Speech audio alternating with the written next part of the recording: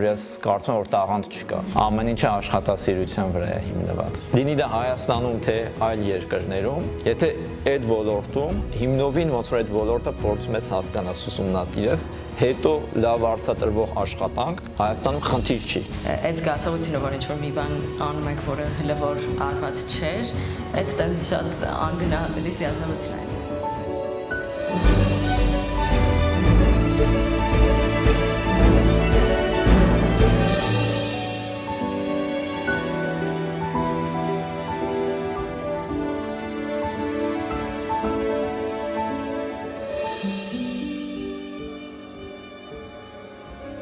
Ուրեմն նայեք, այդ արհեստական բանականությունը արդեն շատ վաղուց մարդկանց հետաքրքրող ոլորտ է եղել, որոշել են, որ շատ լավ կլինի, որ մի օր ստեղծեն համակարգիչ, որը կկարողանա մտածել, մարդու նման մտածել, մարդու նման դատել։ Ու այդ ժամանակ հիմնականում մտածել են այնպիսի համակարգիչ ստեղծեն, որոնք որ կարողանում են կրկնել մարդու տրամաբանությունը։ Բայց քանի որ համակարգչի հաշվողական կարողությունները անսպառ չեն,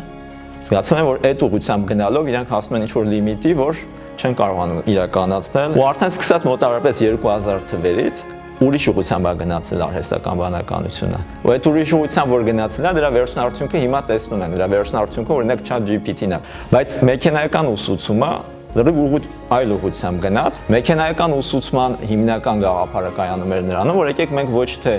փորձենք մենք ինքներս այդ պարզագույն օրենքները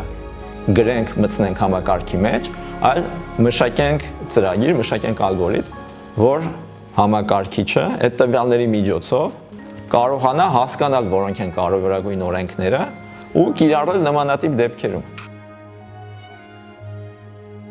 Առաջին մեծ առավելությունը նա է, երևի կհաստատեն Ելենն ու Սոնան, որ շատ ազատ եք լինում։ Դուք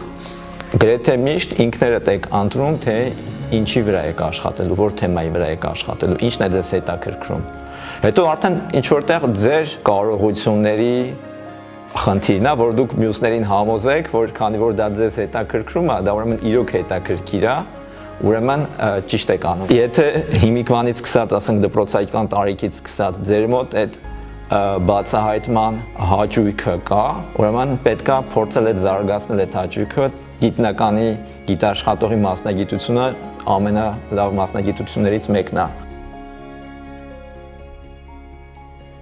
Առաջին հերթին ցանկությունը, հետաքրքրվածությունը եւ իհարկե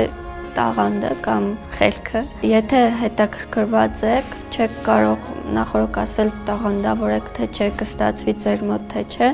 բայց երեխաներին խորհուրդ կտամ, որ անպայման փորձեն, եթե հետաքրքրված են, թող սկզբում մտածեմ, որ այո, ես կարող եմ, անպայման կստացվի ինձ մոտ եւ փորձեն։ Այդ դեպքում ինձ թվում է շանսը, որ հաջողության կհասնեն ավելի մեծ կլինի։ Տաղանդից ու աշխատասիրությունից, ցանկությունից դրանցից բացի, ինձ թվում է հենց գիտաշխատողի կյանքում եւ ամենակարևոր բնավորության գծերից մեկը այդ համբերատարությունն է։ Երբ որ գիտելիքը նոր է, չբացահայտված, իհարկե անհայտ է ճանապարհը, պետք է փորձել ամեն ինչ, այդ ժամանակ է տանում ու մի քիչ համբերատարություն պետք է ոնց որ չհիասթափվել։ Ինձ թվում է այդ հարցի պատասխանը, որ ChatGPT-ին տակ ինքը շատ լավ կտա։ Այ այտենց հարցեր կան, որ արհեստական բանականությունը ավելի լավ է պատասխանում, քան թե մեր նման բնական բանականությունը։